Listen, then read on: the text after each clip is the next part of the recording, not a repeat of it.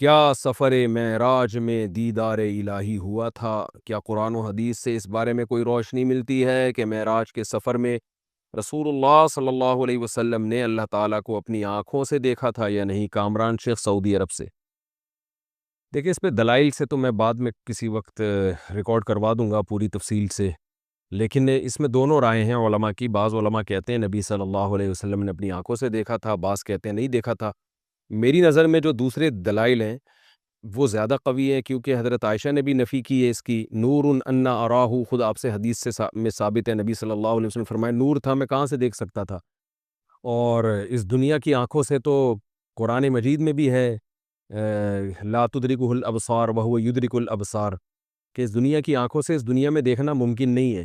معراج پہ جب آپ صلی اللہ علیہ وسلم گئے، وہ تو اسی عالم میں گئے ہیں، عالم خواب میں یا عالم ارواح میں تھوڑی گئے، وہ تو انہی آنکھوں کے ساتھ گئے۔ بہرحال دوسری طرف بھی دلائل ہیں، لیکن میری رائے میں زیادہ قوی دلائل اس طرف ہیں کہ دیکھنا ثابت نہیں ہے۔ حضرت موسیٰ علیہ السلام نے خواہش ظاہر کی تھی، مگر یہ کہ اللہ تعالیٰ نے پہاڑ پہ تھوڑی سی تجلی ظاہر کی اور موسیٰ کو بتا دیا، کلیم اللہ کو، لن ترانی ہے موسیٰ، تو نہیں دیکھ سکتا مجھے کسی قیمت پہ، لن ترانی، اور ہرگز یہ ممکن نہیں ہے۔ تو آخرت میں دیدار ہوگا اللہ تعالیٰ کا اور ہم ان آنکھوں سے دیکھیں گے۔ اس وقت جو اللہ ہمیں آنکھیں دیں گے اس میں اتنی طاقت ہوگی کہ وہ اللہ کے دیدار کو برداشت کر سکیں۔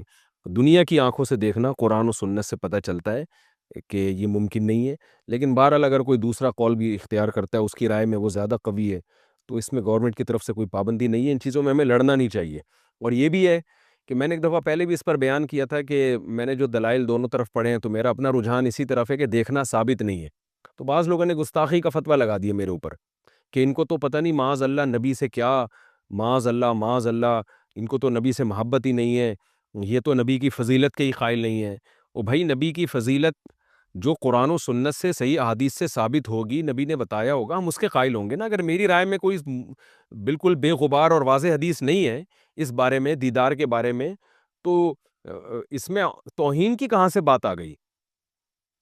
ہم نبی کی فضیلت کے قائل ہیں۔ سب سے بڑی فضیلت آپ کی، آپ اللہ کے پیغمبر ہیں، آپ اللہ کے رسول ہیں، آپ اللہ کے سفیر ہیں، اور ایسے سفیر کہ آپ صلی اللہ علیہ وسلم نے فرمایا لو کان موسیٰ حیا لما وسعہ الا اتباع، آج موسیٰ بھی زندہ ہو جائیں تو مجھے فالو کیے بغیر نجات نہیں ہو سکتی ہے۔ کتنی بڑی فضیلت ہے!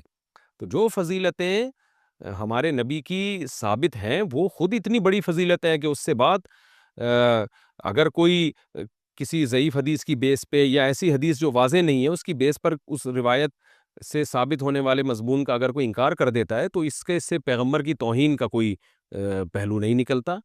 اس لیے ہمیں رسول اللہ صلی اللہ علیہ وسلم سے محبت ہے۔ آپ سرور کائنات ہیں، آپ سید الانبیاء ہیں، آپ تمام پیغمبروں میں سب سے افضل ہیں، اور سب سے بڑی بات، بعد از خدا بزرگ توئی قصہ مختصر، اللہ کے بعد اس کائنات میں سب سے بڑا مقام اگر کسی کا ہے تو سید الانبیاء حضرت محمد صلی اللہ علیہ وسلم کا ہے۔ تو یہ فضیلت ہے۔